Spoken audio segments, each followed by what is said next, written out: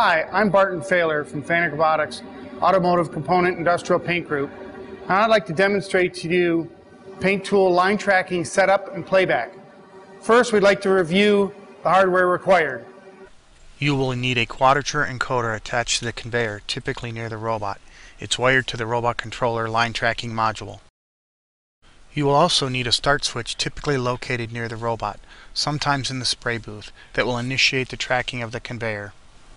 The first step in PaintTOOL tracking setup is to establish the scale factor of the line tracking encoder. Following the PaintTOOL menu prompts, jog the robot to a point on the part at the entry of the robot's working window and record the point. Follow next prompt instructions and move the part downstream and then reteach the same point.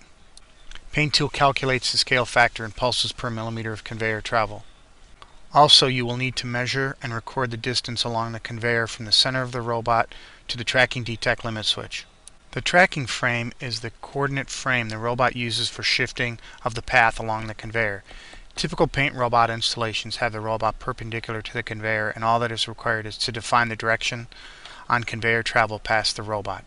PaintTOOL tracking boundaries are virtual walls that define the area where the robot plays back the tracking path.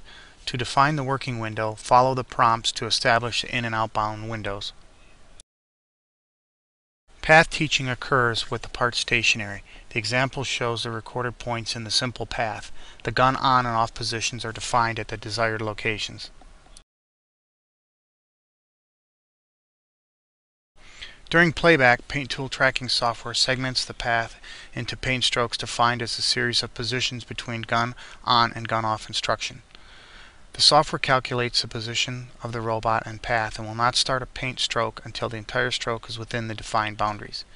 This ensures the robot does not stop in mid-stroke if the line stops, eliminating paint buildups or gun spits on the part. When the line starts back up, the robot is ready to resume the process.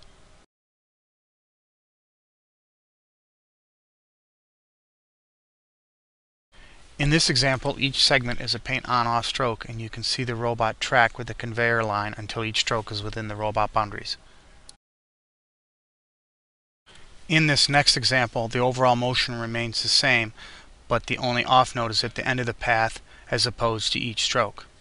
Process engineers use this functionality to define precise paint application paths for both large and small parts. That was my demonstration on PaintTOOL line tracking setup and playback. Again, my name is Barton Failer, and thank you for watching my demonstration.